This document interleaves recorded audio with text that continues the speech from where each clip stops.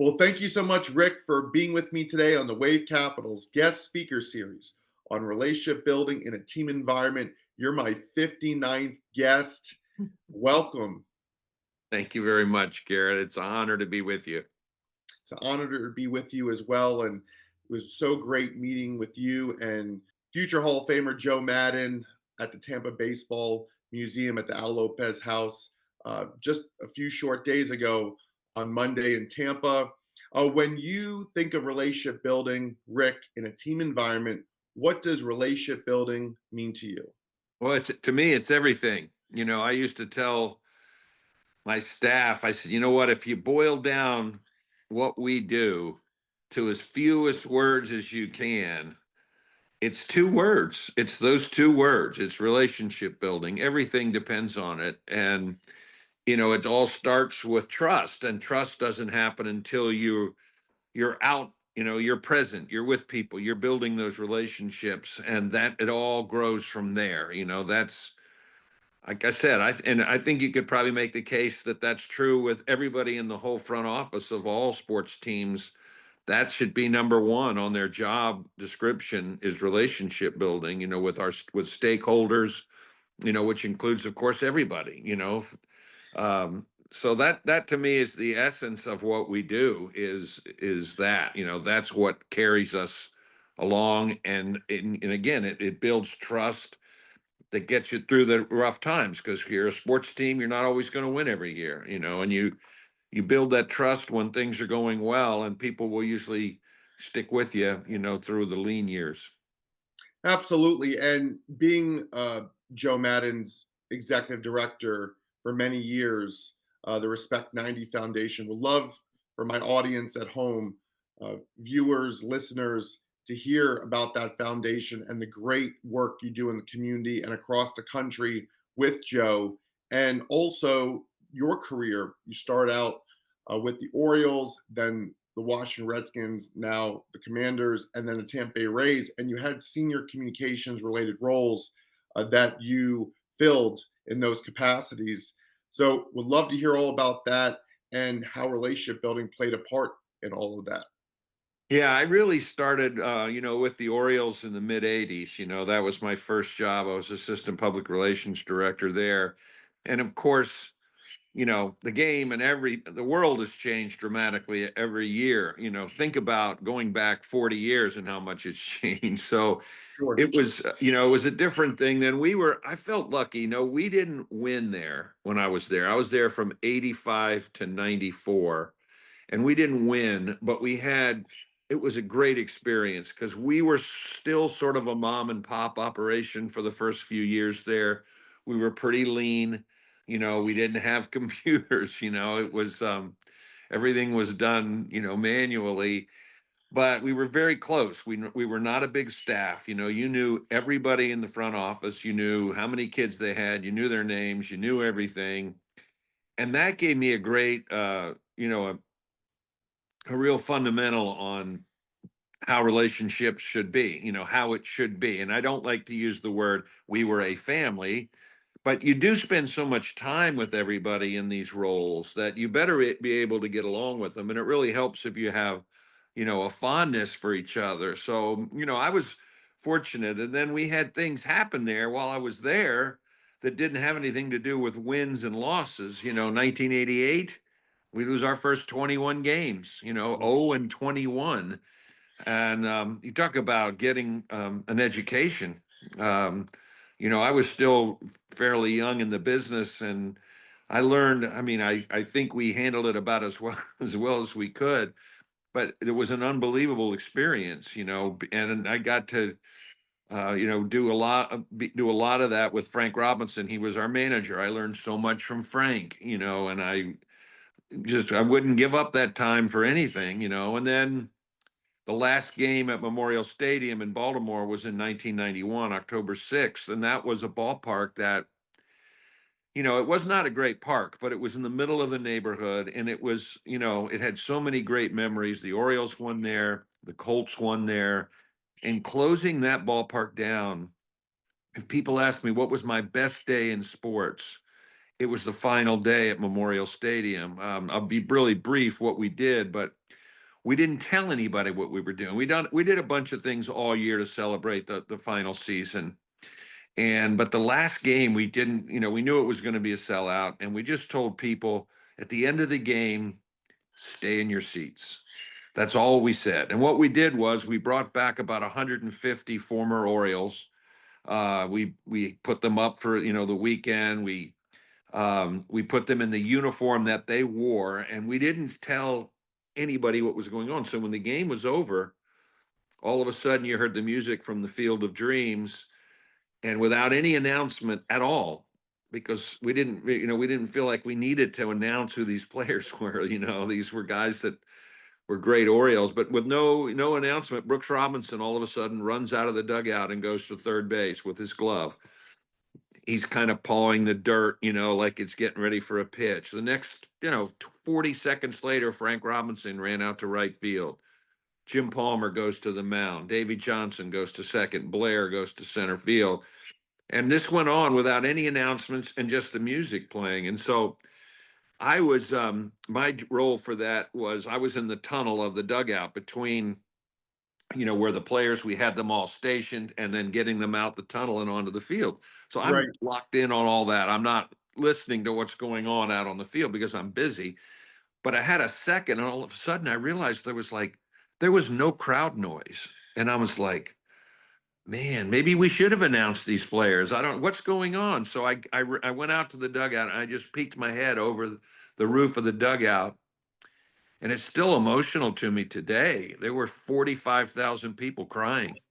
It was an amazing event, that probably couldn't do in very many major league cities, but to see all these people crying with joy to see their players for the very last time where they watched them play was an amazing thing. And at the very end, I think the last guy we had go out, we had Cal Ripken Jr. go out pretty late, but I think Earl Weaver was the last person we had go out of the dugout to finish the ceremony. And he was standing right next to me where he used to stand when he was managing the club. And I looked down at him, and this is like you talk about a curmudgeon, a pugnacious little guy. I looked down, he's crying.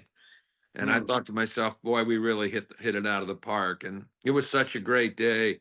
Then, going into Camden Yards was an amazing thing because we knew, we all knew that we had really nailed it. The Janet Marie Smith was our lead architect, and she's like the best in the game. And she does all the stuff now. She did the, Fenway Park improvements, Dodger Stadium. She's done them all. Mm-hmm.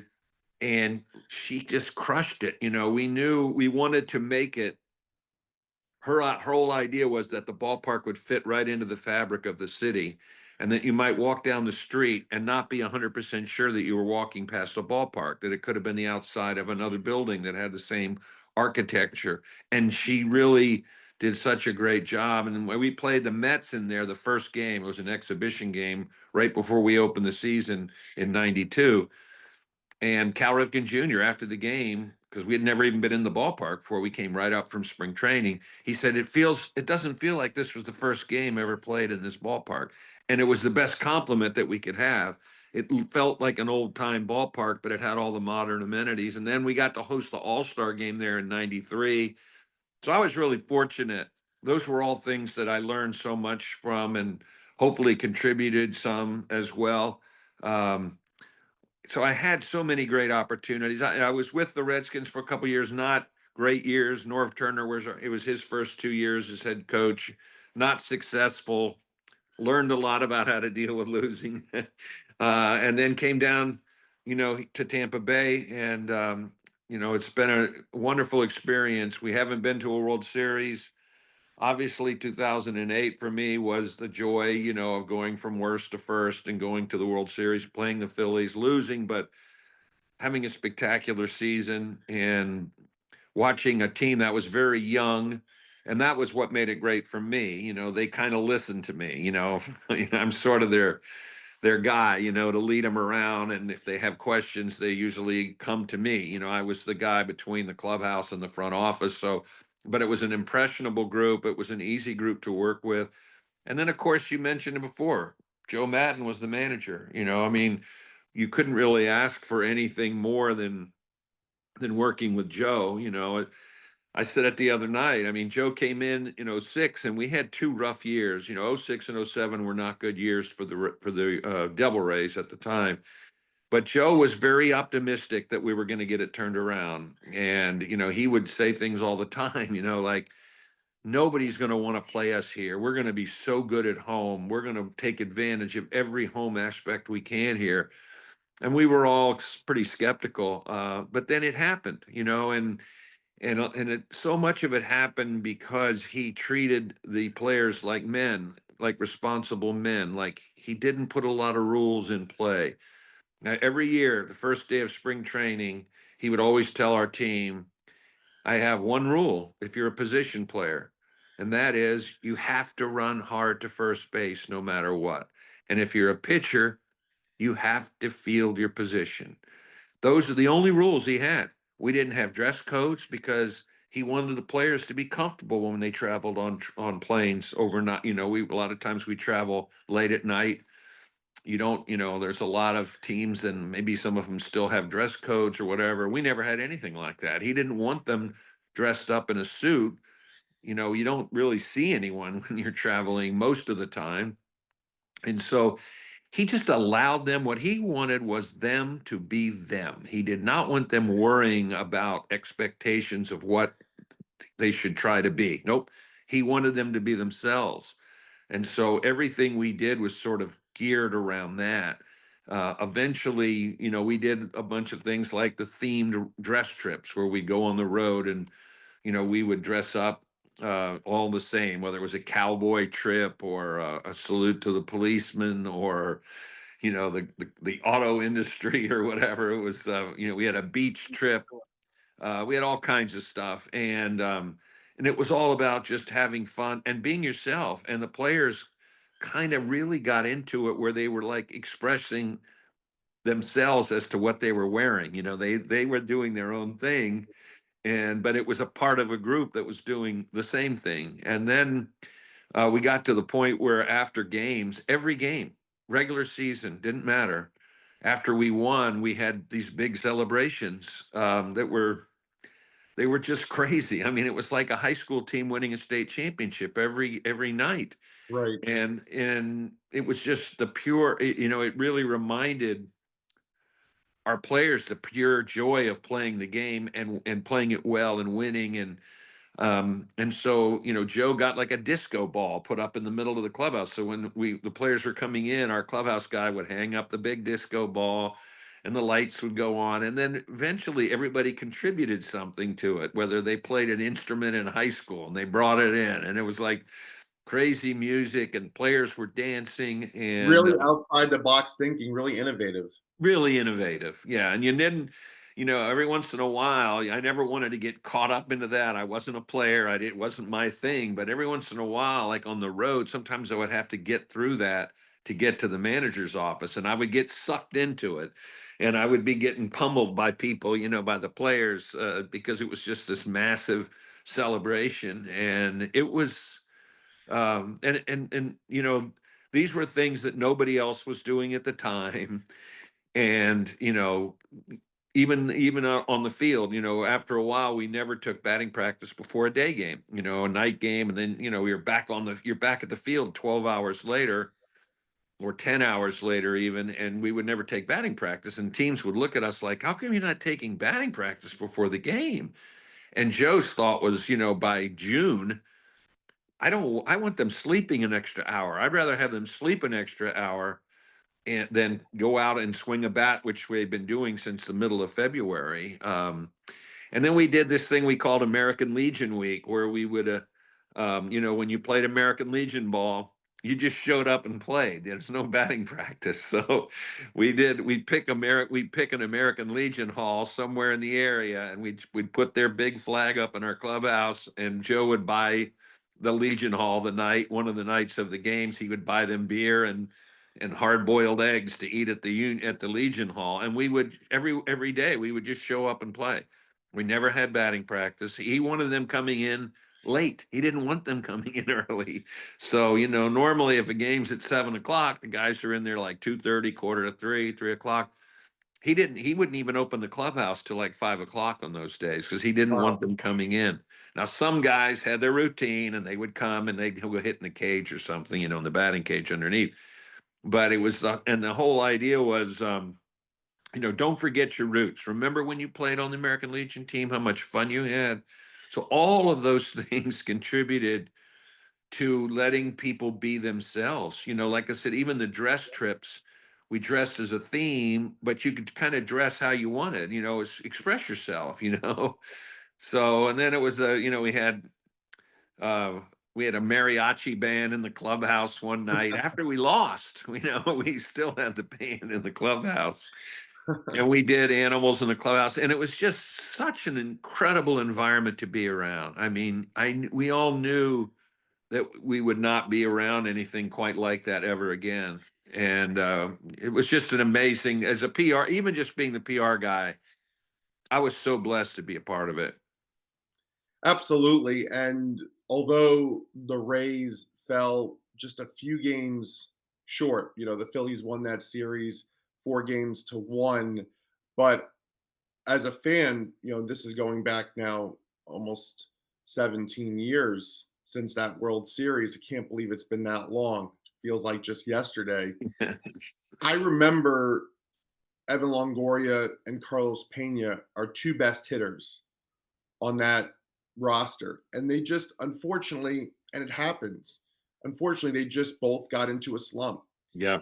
And I truly believe that we were the better team, not only on paper, but actively, physically, on the field, better team. I totally agree with you. You get caught up when you're working in it, especially during the postseason. You don't sleep. You're always at the park. You're always doing something to prepare.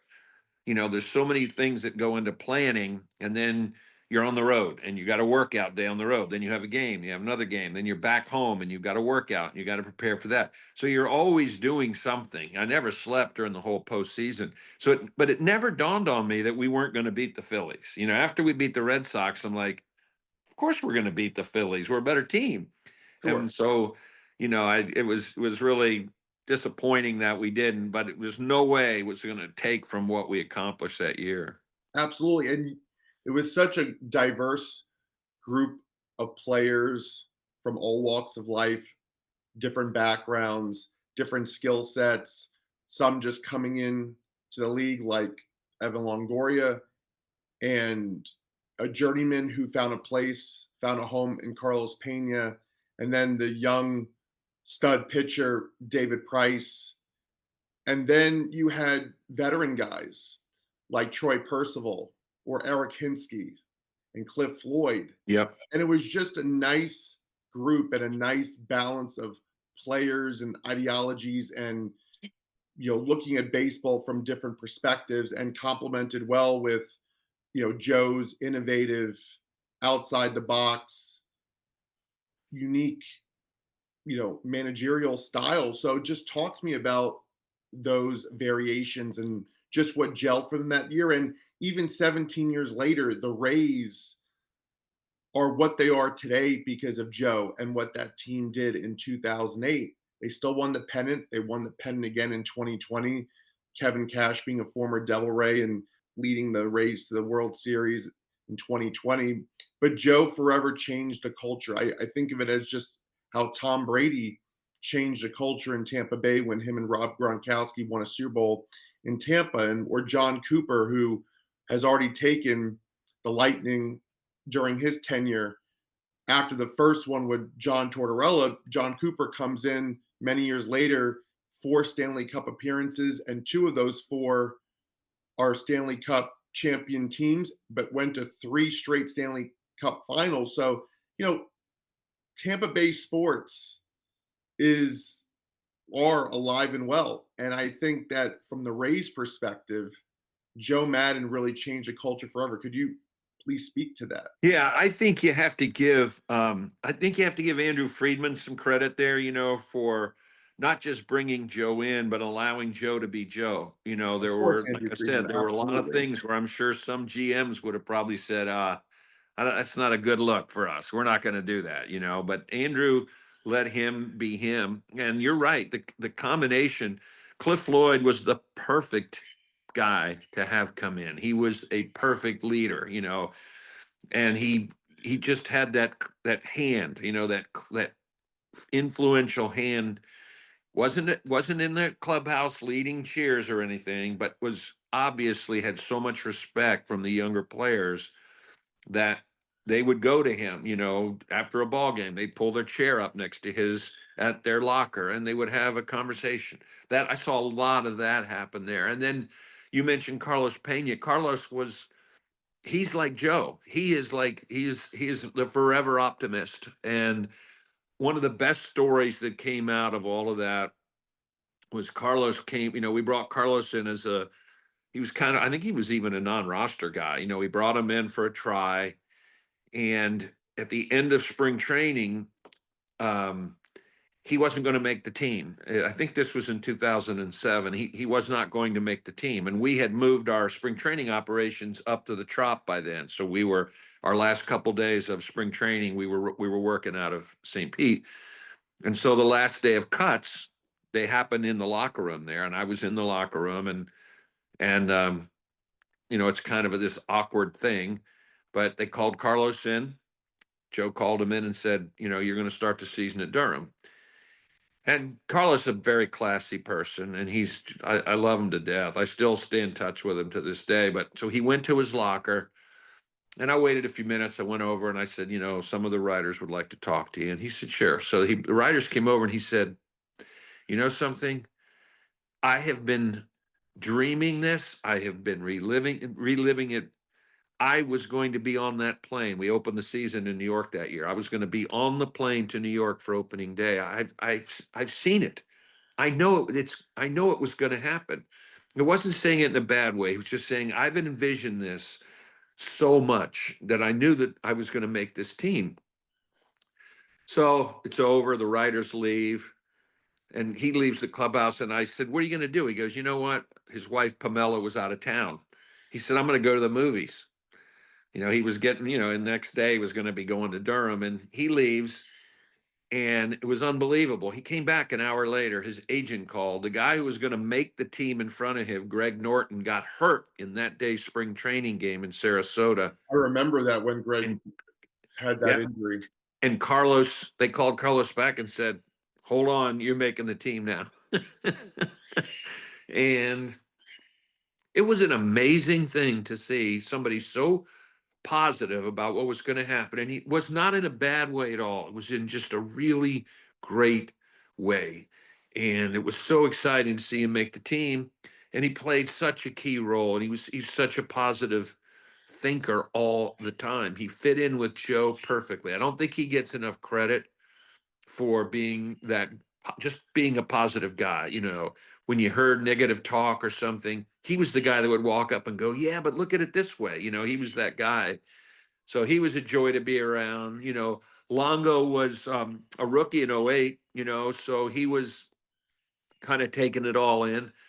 But he was certainly a guy who, I loved watching him play. He played like a veteran from the very first day. He was one of those guys that, like, you watch him in the field and the game is a lot slower for him than everybody else. When he goes for a ground ball, he must see it differently. That, if he's going after wide ranging ground ball, it's almost like it's in slow motion for him. But anyway, he was like a veteran guy, even though he was a rookie, and he was smart enough to know that he was a rookie, to listen to the veteran guys. And the other guy that Joe talks about a lot about that ball club, because he stabilized our bullpen and nobody ever talks about him, is Dan Wheeler. Joe, when people ask him about '08 specifically, he always mentions Danny because he was the veteran presence in that bullpen and he was the leader of that bullpen. And again, another guy who had been around, people knew he'd been around, and he was a steady hand down in the bullpen, that same Cliff Floyd like presence, only with our pitchers. And then we had, some other guys that were just perfect role players for that. And I think Andrew Friedman gets a lot of credit. He's the guy that got those players. And he was the guy, the big emphasis. I remember at the beginning of that year, looking at our lineup, and he and I were just talking, and I said something like, "I'm worried a little bit about how many runs we're going to score." And he kind of hit me on the shoulder, and he's like, "That doesn't matter. It's how many runs we're going to allow. This team's not going to allow a lot of runs." And he knew it, before we'd ever played a game, that we were going to win a lot of games, 3-1, 4-2, you know, 4-1 and whatever. And we did. We won a lot of games like that. And we didn't give a lot of. When you watch the Devil Rays play for as long as I did, I was, there from the very beginning. The one thing that you notice about bad teams is, and it's not something that it's kind of subtle in a way, unless you're really paying attention. But every game, bad teams, they give up maybe an extra out, maybe an extra base during the course of a game. And it's amazing how many times you go back in a game they lost, that it was that extra base they gave up that allowed the run that we lost the game, or that extra out that we gave up. And the Rays didn't do any of that. The Rays did not do that. The Devil Rays did plenty of it, and oftentimes it was more than giving away more than one base or more than one out. But the Rays didn't do that. We did not do that. We allowed ourselves to stay in a ball game, and then our bullpen pitched well, and we come up with a way to win a game late. So the chemistry was amazing, and I keep saying it, but I was so happy to be able to witness it. And were you pleasantly surprised, or even Andrew Friedman, Joe, everyone, the transformation just from worst to first that quickly? I know that a lot of factors came into play, and I mean, from a cosmetics perspective, I know, New Jersey, new colors, but from a visceral standpoint, just a new culture, just a new mentality, bringing new players in, just changing the outlook and changing the calculus, if you will, and just really digging deep and finding that success and just finding that chemistry that you speak of. I mean, did that pleasantly surprise you how quickly it all happened? Yeah, yeah. I mean, of course, but there were some things that happened early on in the year. I remember we took 2 out of 3 from the Cubs at home, and they were a pretty good club. And I think that series, the last out of the third game of that series, I can't remember who it was for the Cubs, but laid down a bunt with the tying run on third base. It was 2 outs, trying to surprise everybody. And Longo came in. It was a really good bunt, and Longo came in and fielded it barehanded and threw to first. And Willie Ibar was playing first base, and Mhm. he threw the ball in the dirt, and Willie scooped it up. And it was like a walk-off win for us in a way. You know what I mean? It was like a defensive walk-off win. I think, to me, that was one of these things, like, maybe things are going to be a little bit different. Then Joe always talks about a game, I think it was in early June, against the Blue Jays up in Toronto, and we had a lead late. We blew the lead late, and we won it in extra innings. Deoner Navarro hit a grand slam, and he talks about Navi's grand slam as like a big deal. That was a win where it was late at night. Maybe not everybody was paying attention, but he goes back to that game as that was, I think, the point where he realized things were a little bit different. The other thing is, if you remember, you may not remember this, but during spring training, we had a fight with the Yankees at Al Lang Field, and it I came. remember that. I Yeah, remember that. it was Right. I remember that. yeah, it was, and I think it was kind of a galvanizing moment for the team where Yeah. everybody, Akinori Iwamura, our second baseman, got spiked at second base. Right. And the very first guy to get there was our right fielder, Johnny Gomes. He Yeah. flew in there, and he was, it was pretty cool. I mean, everybody got involved, and I think that was another moment where, okay, I think this group's kind of tight, And then we had one earlier in the year, or early in regular season, with the Red Sox. Same kind of thing. It was Right. like, this group gets it, man. They're there. They got each other's back. They're all pulling for each other, standing up for each other. And they wanted to send a message throughout Major League Baseball that this isn't the Devil Rays anymore, or these are different players and with the axe to grind and just ready to battle and to be able to just galvanize and as you mentioned and to be able to just really pull out some great wins and to not being on the losing end of those close games, really just being there for each other. And to your point, Joe, thinking of interesting ways to keep everybody engaged and keep everybody focused and making them feel like they're a family. And I remember what happened with Aki and Johnny Gomes coming to his defense. I remember that Red Sox game where both teams left the dugout and it was interesting. It was interesting. It was for a younger guy like me who was always rooting for the Devil Rays and just hoping that one day luck would change and things would fall into place. Again, I just go back to that quick transformation, and it was like you were just in a different world, in term of different baseball world that didn't exist prior. And so it was pretty exciting for me. It was unbelievable exciting. I mean, I've never, when I was with the Orioles, after we lost the first 21 games in '88, in '89, we went to Toronto. We were one game out of first place behind the Jays, and we finished up in Toronto with 3 games. That was an unbelievable experience too. We didn't win; we lost 2 out of 3. But we came home on Sunday night, and Baltimore threw us a parade. There were people at the airport. It was amazing. I mean, thousands of people at the airport, and that was pretty amazing to be a part of. But this '08 thing was, I'll never have anything like that. I have so many great snapshot memories, of I think the thing I'll never forget was at the end of the game was after we beat the Red Sox in Game 7 of the LCS, watching B.J. Upton and Carl Crawford running in from the outfield, throwing their gloves and their hats up in the air, and it was really like watching them transform from adults to kids. By the time they got to the infield, they were little boys. And they were Yeah. so excited. Everybody was just genuinely happy for everybody else, Right. and it just ended in such a great way. David Price getting the last out, Aki fielding the last ground ball. Like you said, it was a very diverse group that came together for this all to happen.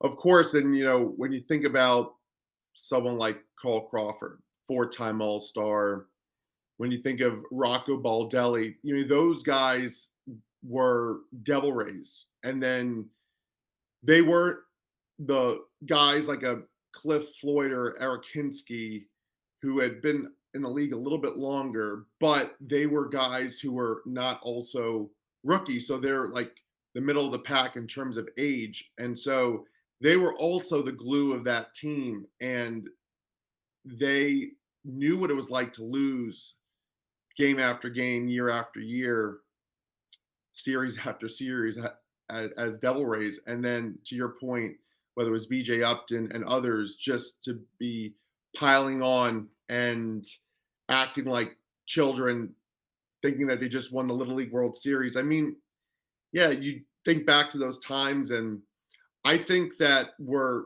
destined, and I'm a lifelong Rays fan.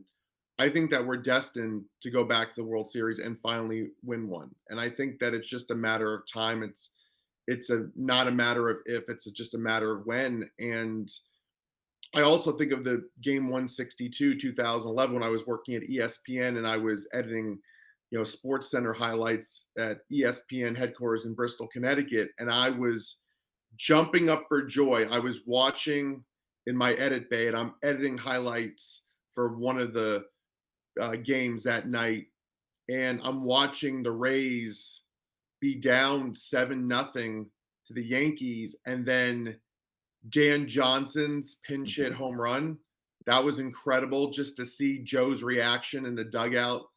And then for Evan Longoria to hit it, over the shortest part of left field.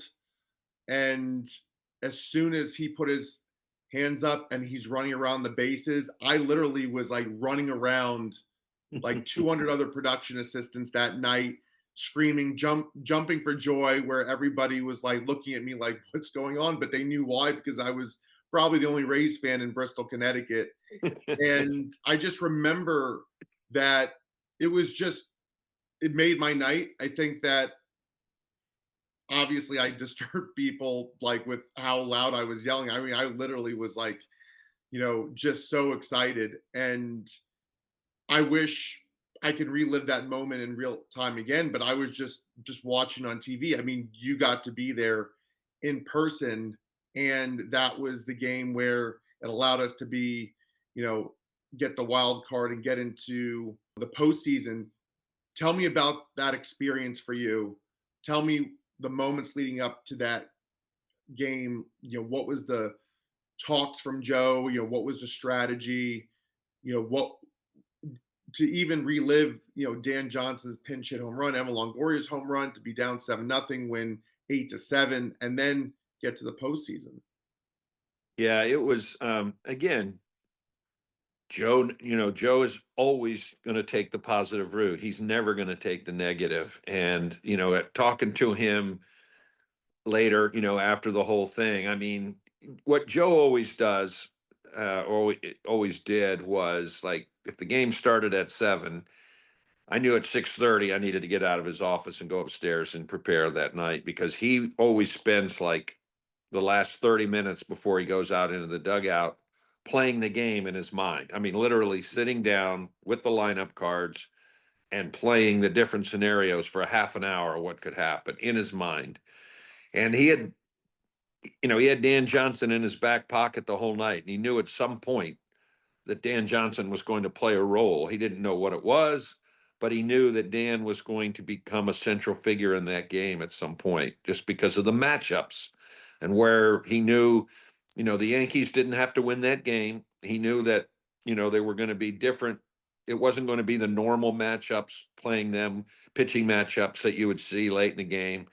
So he had it. I mean, I don't want to say he knew what was going to happen, but he had prepared for it. He knew what was going on. And then once it happened, um, for us, you celebrate, you have such an unbelievable feeling, but it has to go away. You have to start worrying about your job, like Right. that night. By the time we got everything, all the media took care of all their needs and requests and stuff, it was probably midnight before we walked over back to our offices. We had to finish a postseason media guide. So we all, my whole staff and I, we had done a lot of the work, but, it's like, are we doing this for nothing? But we had to do it anyway, but we had to finish it. And Right. so I know I went home that morning at 6:30 in the morning. That's when I got home, and I took a shower and I ate and I came back. And then at 1 o'clock, we had a bus to the airport to go to Texas, we had a workout the next day. So It's exciting, but it's draining at the same time. yeah, the adrenaline is so strong that you don't really feel it at the time. I mean, you get like, I can remember, many times I can remember during postseason, especially, you'd be done with the game and then you go to get on the bus to go back to the airport or the hotel, and then it would like hit you, when you sat down for a second, the whole thing hits you, the whole euphoria of Right. everything and the tiredness, and it all just crushed you down. And it was such a great feeling, to have, but there's always something that's got to be done, Of until course. you get to the very end, you have to worry about, so that the plan for me was always, look, when the game starts, when you start doing these games, these big games, the only thing you really have to worry about is putting out fires. You've done everything else is done. You've done it all. Now you're just worried about making sure everybody gets what they need to do their job, media people, make sure that everything works well. But up to that point, it's exhausting. It's exhausting. It really is. And I but I wouldn't trade it for anything. I had been in baseball for, let's see, 84. We went to the playoffs in '08. So it had been from 84 to 2007, except for 2 years with the Redskins. I'd never been to the playoffs. So Right. when I finally got to go, it was like, wow, once you go, Right. you want to go every year. When you haven't been, Sure. you don't know what you're missing. Right. So, and we had so many, great things happen to us, happened to us that year. And even, what was it, 2013 was an amazing thing too. That was when we went on the road to finish the season. We didn't know if where we were going. And that was when we had to play game 163, where we had to go play the Rangers down in Texas. But we started that trip. We went to New York. This was to finish the regular season. We went to New York, then we went to Toronto, and we still didn't know what was going to happen. I think we split. We were like 3-3 on the trip, but so we're in Toronto on Sunday at like 5 o'clock, waiting to see what was going to happen. And as it turned out, I think the Rangers lost or whatever. So we had to. We didn't know where we were going. So they lost. We fly to Texas. We play game 163 the next day. I think it was, or maybe it was. I think it might have been the next day. We win that game. Then we fly to Cleveland and we play the one game wild card playoff game. We win. Then we fly to Boston. We didn't know where we were going. We went to 6 cities on that trip, or five Right. cities on that trip, and didn't really know what kind of clothes to pack, how much. And in Cleveland, a bunch of guys were doing laundry in the hotel. Right. It was crazy, but it was so exhilarating. Not, you knew everybody in baseball was kind of watching you, what was going on. You knew everybody back home was interested. And going back, I'm flipping around here, but to that end, when we came back after we beat the White Sox in the first round of the playoffs in '08, coming off the plane, to the airport, the St. Pete Clearwater Airport. There were thousands of people there at the airport, and Oh, getting I'm off sure. there, it was so. I've never been around anything like that before or since, but it was really made you realize how many people were really involved and loved what was going on. How much fun it was to say you had a great seat to watch it all. Of course. And I love how it really showed how much fan support there was in the Tampa, St. Pete, Clearwater area. I mean, Tampa Bay. I mean, we're like a hidden gem. I think Joe even said on Monday, hidden gem. Tom Brady has said the area is like a hidden gem. It's like we're like this place that hasn't been discovered yet. Yet when they come, it's like, wow, this was here. This type of culture, these type of fans, the influences of different peoples from all walks of life, cultures, and it's just such a great place, and it's has such a rich history of baseball. And that's why at the Tampa Baseball Museum at the Al Lopez House, when I met with you and Joe and all the other people there with the book signings, and thank you so much to you and Joe for signing your respective books. And I have your book right here, Tampa Spring Training Tales, Major League Memories, Rick Vaughn. And I appreciate you signing this, Rick. Rick, tell me what this book means to you. How long did it take for you to compile all of this information and data to write this book, and what inspired you to write it? And I'm sure it complements the things that we've been discussing on our podcast Yeah, episode. that's actually the second book that I did. The first one was very similar, and it was St. Pete. I knew enough about the history of St. Pete's baseball, spring training. I had been in Al Lang when I was with the Orioles. We trained there for a few years, and then with the Rays for 10 years. So I kind of felt like that there was, that story in St. Pete needed to be told. That baseball really did have a heck of an influence.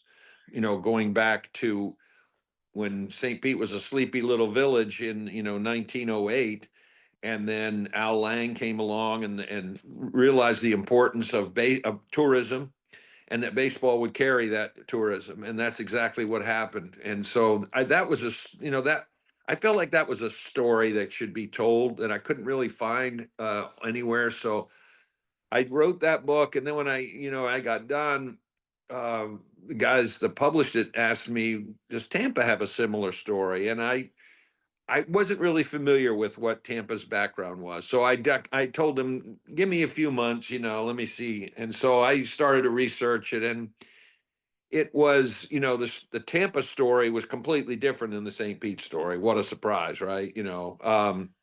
But St. Pete, with the whole baseball experience down there, was really driven by tourism. And in Tampa, it was not a tourist town. It was an industrial town. It was cigar industry, tobacco. Sure. And that story was different because it actually became rooted, in the soul of the people that grew up there in around the turn of the century. The cigar factories all had teams. You had people migrating from Cuba that brought the game. You had literally soldiers that played baseball Sure. during the Civil War that had some influence, and so the roots go back, to the turn of the century. Of course. And the story was Even Babe Ruth spent time in right. Tampa. It was just a year, but he was here. He was there, and it was just how it became so much a part of the lifestyle there. Not the tourists. The tourists weren't there, but the people that grew up there, depending on the game. And they'd had a they'd had a really bad labor strike there around 1909, 1910 or so. And the mayor at that time realized that, the city was really fractured. There were fires and stuff being started. It was kind of a rough patch. And the mayor was like, one way we can maybe heal is baseball. And so they went after, getting a team, and they got the Cubs, in 1913. And then it just kind of took off, from there. The thing that really carried Tampa, I mean, the crowds weren't huge because, again, you didn't have the tourists that were coming from like St. Pete had. But what kept Tampa afloat was just the whole scene. The hotels were tremendous. The restaurants were tremendous. The ballpark, Plant Field, was awesome because it was right by the Tampa Bay Hotel. So you didn't have to even, teams looked at things like, well, we don't have to pay for transportation to get the players from the hotel to the ballpark. They could walk, it was right there. And it was a 5-star hotel that had a ballpark right outside of it, and it had restaurants that were close by. So it was a really great place. The players liked coming here. The teams, a lot of the scouts that were assigned to spring training, they stayed in Tampa. The location was very good to reach other teams. And so it was a very desirable location for baseball. I mean, as much as, St. Pete had 2 teams training there for, 60, 70 years. And the Yankees and the Cardinals were there for so long. So it's hard to say that it wasn't the center. But Tampa was also pretty darn close to that, Sure. partly because of its location. But it was there were a lot of league meetings that took place in Tampa, that the league wanted to go there. And there were a number of events. My favorite event in Tampa, really, I think, spring training wise, was 1940 All-Star game that was played there during spring training. Wow. There was it was kind of similar in a way. Russia invaded Finland at that time, and we wanted to do what we could to help Finland. And the president, they asked for people to basically get involved in fundraising, and baseball said, okay, we'll do they decided on doing an All-Star game during spring training because we Wow. had 11 teams there at the time. And so the All-Star team that they put together that played at Tampa at Plant Field and drew 13,000 people, which is way beyond capacity. And it was the largest crowd to see a baseball game in the state of Florida at that time. I'm sure. Um, it was a very competitive game. Al Lopez scored the winning run in the 9th inning for, the National League, which was the host team. And because the Reds were there, and it was an amazing event. I mean, it was like, and so that was really the fact that they got that game, that they were awarded the game. Miami wanted it, St. Pete wanted it, but Tampa got that game, and it was a tremendous moment for baseball. So much so that a lot of the writers at the winter meetings in the next year or that year later on in December, they really made a push to do the All-Star game during spring training. They wanted to do that every year. They wanted an All-Star game in spring training every year. It was so successful, but it came down to the fact that it was really competitive back then, and the owners did not want to have a risk of injury. DiMaggio, for instance, played in that game. Joe DiMaggio. It was his first day on the field. He had, he'd holed out or something, but he wanted to play in the game. So the chance of injury was pretty high, so the owners voted against it. It's kind of like how the World Cup works now, right in the middle of spring training. And a lot of the guys, owners are a little, hesitant because they don't want their players getting hurt, which we've seen happen. Diaz from the Mets is one, but it was so successful. It really said so much about Tampa. And interestingly enough, Garrett, it started there in 1913 with the Cubs. There was few years when there was no spring training there. When the Reds left in like 80, sometime in the 80s, it was like 8 years before the Yankees came. And so there were gaps. But this spring was the 100th spring that Tampa has hosted spring training. Wow. Because of those gaps. There was also a gap during World War II when they wouldn't allow the teams to travel for spring training. So nobody has done it, and no one else can say that. So they've hosted it longer than any city, and they really hosted it as well as any city. So there's a lot to be proud of there. I'd love to see if they do get a ballpark and they build it in Tampa. I would love to see somehow that ballpark reflect, the history of the cigar industry. I'm not saying we want to sell cigars but I mean the architecture of those buildings. I'd love to see some reflection of that in whatever they build. There's a definite, there's a definite connection, and there should be a definite connection to the past in Tampa. And I totally agree with you, and I think it could have the same feel of like a Camden Yards or a Fenway Park or Wrigley Field. I think that you could utilize those buildings that are still physically standing and have been retrofitted for modern uses, but some of them still remain, but you can use whatever layouts that Yeah.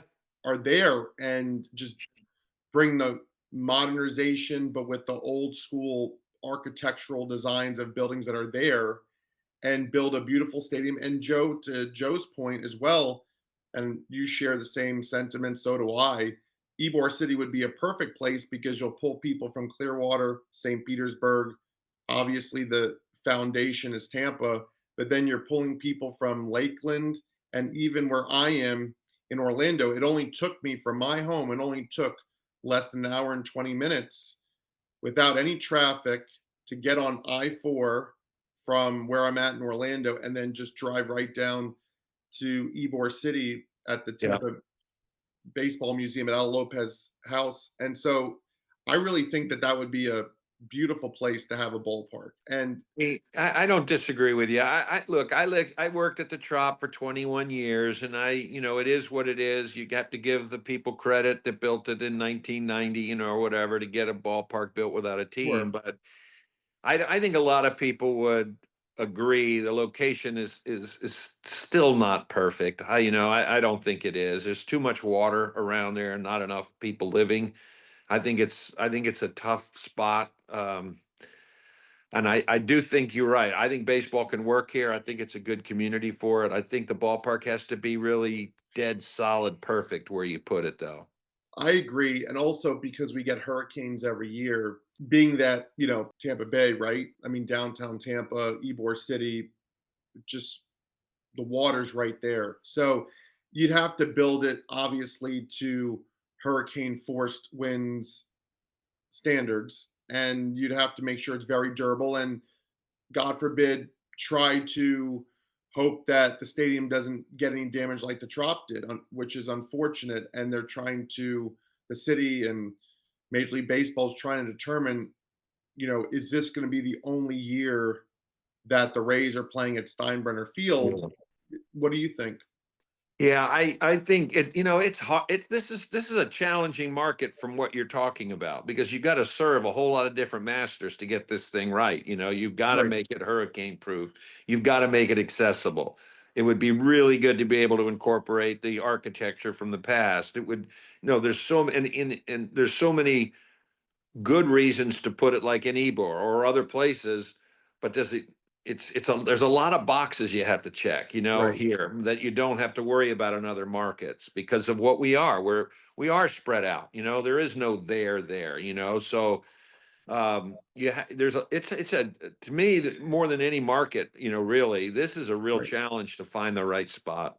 Well, do you see it as maybe a stadium being built next to Raymond James Stadium where the Bucks play? Well, I saw a story just recently that said that I guess one of the ideas was that they were going to make a sort of a village around the ballpark, and I guess go somewhat north of where Raymond James is. So, I don't know. Would it make sense to put that's what they have well, they have, obviously in Baltimore, you got the two stadiums very close to each other, and Kansas Sure. City too. But I don't know if you make a village out of it and you also build a baseball stadium there as well. I don't know. Maybe, the good thing about that location is it is accessible. It's accessible for a lot of people to get to. So Of maybe course. that's a spot you consider. Talk to me before we depart from our interview.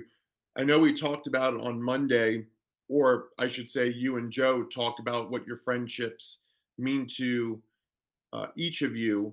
But for my audience at home, for my listeners, my viewers, what is your friendship with Joe? What does that mean to you?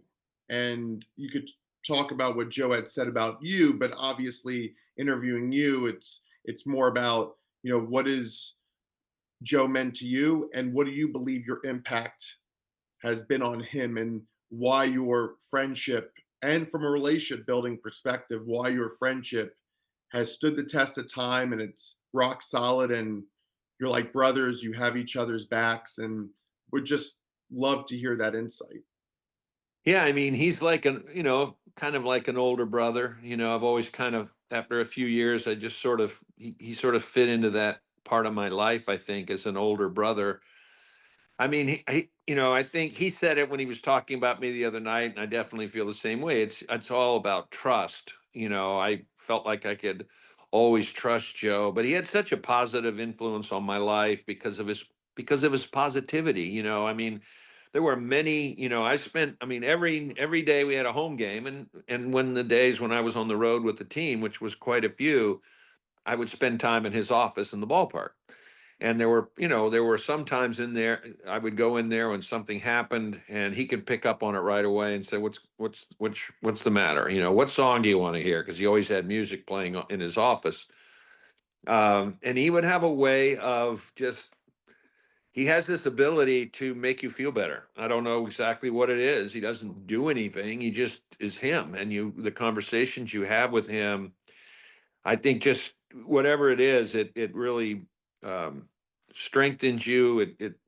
I can't hardly even describe it. There were so many days when the first couple years, especially '06 and '07, when Dave Wills and Andy Freed would come into the office to do the pregame show on the radio to tape it, and they would come in, and I was in there for some of them, most of them actually, but they would come in and they would be like dragging, we'd lost six in a row or something, and when they left, every single time they felt so much better about things every single time, just talking to him, because Joe would have a different perspective that they would have. And it, that you know that life lesson, there's many things that he taught me just by just observing him and watching him handle things. And you know we always had this expression that we said, we used Jack Ryan, who's a character in Clear and Present Danger, Tom Clancy's book, and the whole thing about Tom, that was you know was to embrace the unexpected. Like there was an episode where in one of the shows or the movie, I guess it was the movie, where the president's one of his close friends had done something illegal, and so the White House staff was all like, "We have to distance ourselves from this. We can't be a part of it." Well, Jack Ryan said, "No, you're going to tell everybody that this guy was your friend. In fact, he was your best friend. You embrace it." So we would always like, which basically meant just be honest about it. So like if there was something that had gone wrong or something that was negative that we were going to have to deal with, I would come in and one of us would be the first one to say it. We'd say, "I think we got to go Jack Ryan on this one. There's no way around it. We have to really make sure that we embrace, the unexpected on this one." And the whole idea was when you do that, you sort of diffuse things right away. The story doesn't linger. There's no reason to do a second day story on it. So all of those kind of things just helped us build trust. That was just it's affected my life in a great way. I'm so happy that I got to enjoy him, and even from a PR standpoint, we went through players pretty quickly. We had turnover of players a lot, so it's hard to get the fans to identify with some of these guys when they're not here very long. But I knew Joe was going to be around, and so a lot of my focus was promoting Joe. But by promoting Joe, it was promoting the Rays. I didn't look at it Sure. like I was doing something that I shouldn't have been doing. And so we got him on Twitter. We got him doing stuff because he was saying things that were really good. And I'm like, other people ought to hear this, not just the Tampa Bay people. This is good stuff. And so we really pushed that out there, and he was so easy to work with to do it. Right. He was great, and he would like he knew, there were plenty of times when I would say to him, "Joe, this is not something we should do," and he would say to me, "I trust you on this." But then when I went to him and I'd say, "Hey, we need to do this," like I said the other night to him, I said, "Look, Garrett has a really good positive podcast. You need to do it." And so he would listen to me. So Which I really having, appreciate. And that when he said that he'd love to be on my podcast next week, and I was even telling my wife and my family, Rick Vaughn, whispered to Joe, Garrett has a very positive podcast. He'd love to be on it. I mean, it really meant a lot to me, Rick. It really did. oh, thank you. But I was just being honest. I was just being honest with him. And so I just, I feel so lucky to have known Joe. He obviously one of the most influential people in my life, and I'm so happy that we stay in touch. And even if he's not here all the time, we still do talk a lot. And he will call me every once in a while. Go, "What do you think about this? Do you think I should do this, or how do you think? What does Sure. this sound like?" And I've written a lot of stuff for him, and whether it's book dedications and stuff, but I'll just go to him and say, "Hey, give me a thread, give me something I can write about," and then I'll do it. Right. And I've gotten to the point where I'm pretty good with Joe speak. Yeah, of course. Well, you're around him practically all the time. And even Yeah. though if he's not in Tampa all the time, I mean, you're like brothers. So, your minds are operating as one. And, I was so happy when he and Ben Zobrist had won the World Series for the Cubs, although it wasn't, they weren't in Rays uniforms. I'm so proud of them. And because it carried that Rays tradition elsewhere and they were able to bring that culture with them to the Cubs, which, 108-year drought, and Joe, took them, to the mountaintop. And I'm so glad that Ben Zobrist was also a part of that. And as I was mentioning other Rays, and as we were mentioning other Rays players earlier, what Ben Zobrist he was called a super utility player. He was somebody who also contributed. Scott Kazmir, others, James Shields.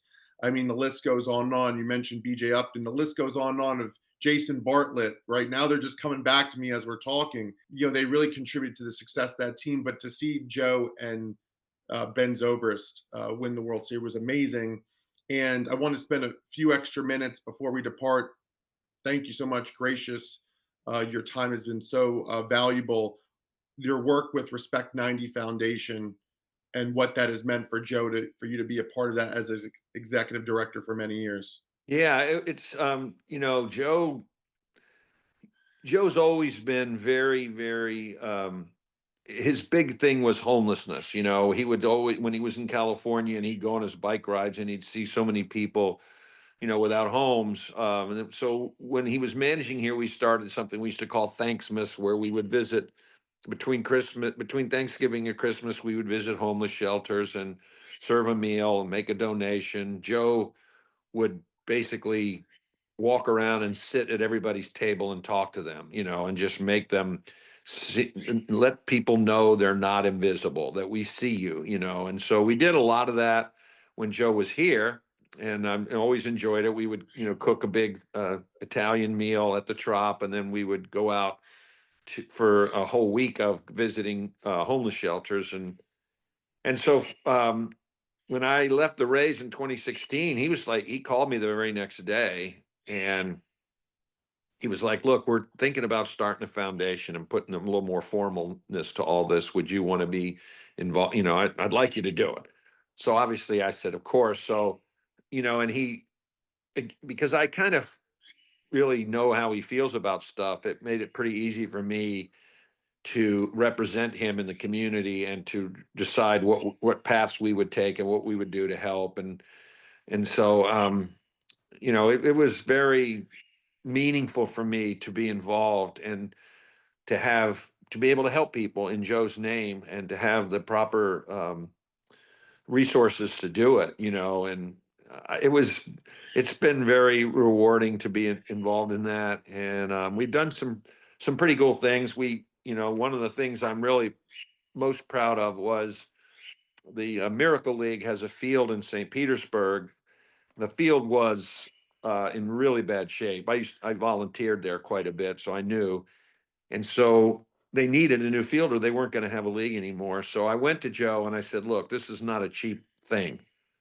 And so we talked about it, and I got a hold of Cal Ripken Jr., who I had for 9 years, with the Orioles, 9 or 10 years.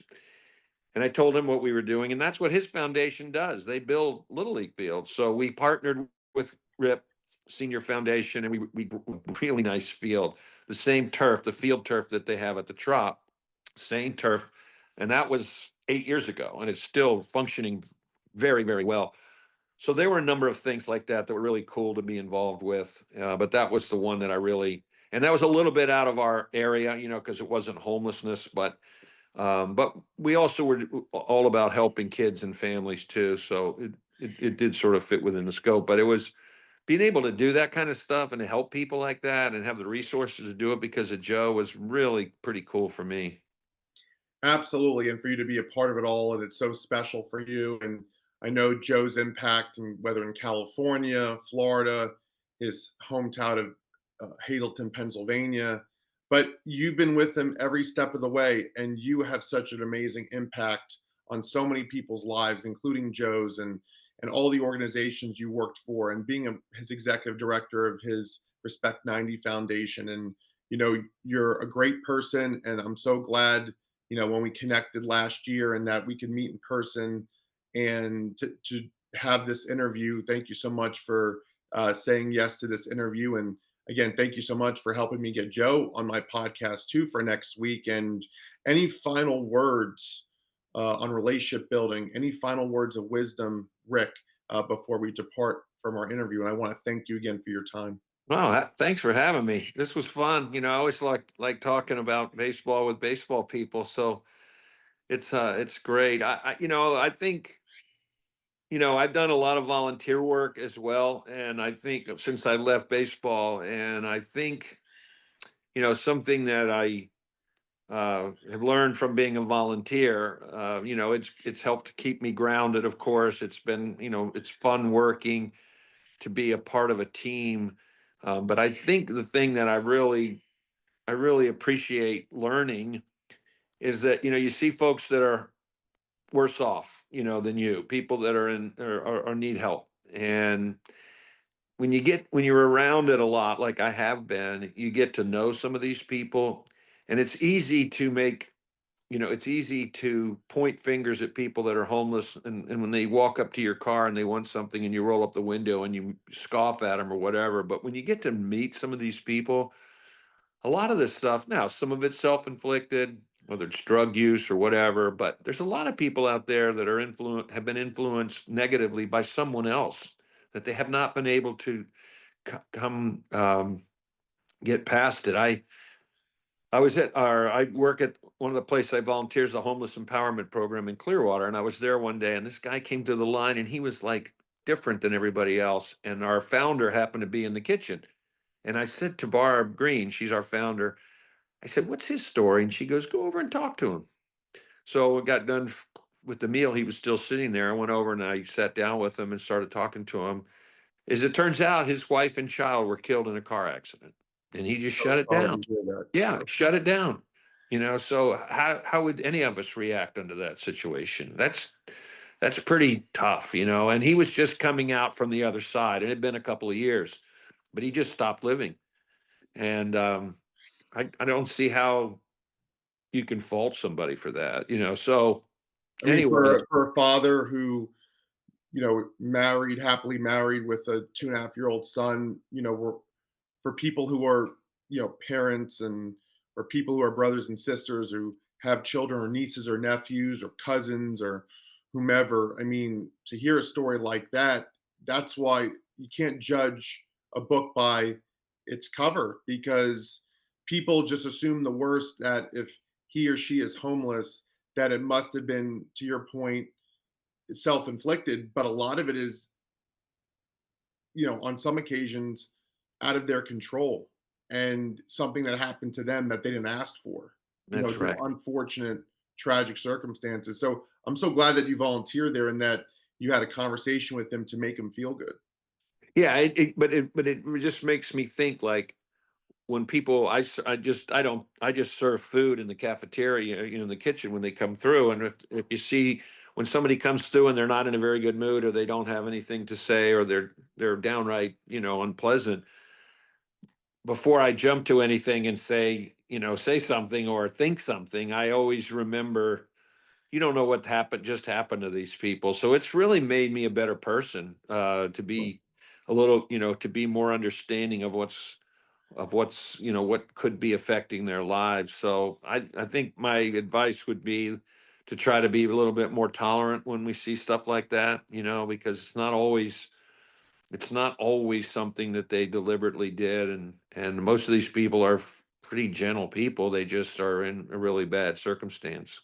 Of course, and that's why in the unprecedented times we live in this world and the division we see in the world and we need to be more compassionate, empathetic, understanding, and to be informed citizens of what's not only going on in our local areas, but what's happening nationally, internationally. Like it's a global village we live in, and Absolutely. we're globalists. I mean, if you're a baseball fan or a baseball manager, a baseball uh, assistant coach, a player, whomever, front office, you're part of a globalized society. It's a global sport, and so you Yeah. got to be in touch with your community.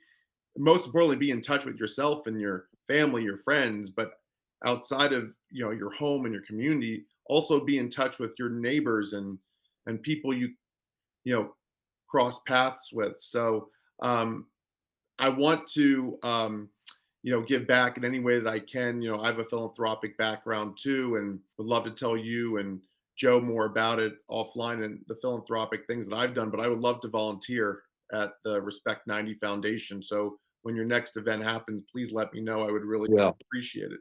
I will. I will. It's been a pleasure. Thank you, Rick. It's been an absolute pleasure. And thank you so much again for being my 59th guest on the WaveCapital's guest speaker series on relationship building and team environment. Thank you so much again, Rick, for your time. I really appreciate it. Thanks, Garrett. Have a great day. Have a great day. Thank you so much, Rick. You too.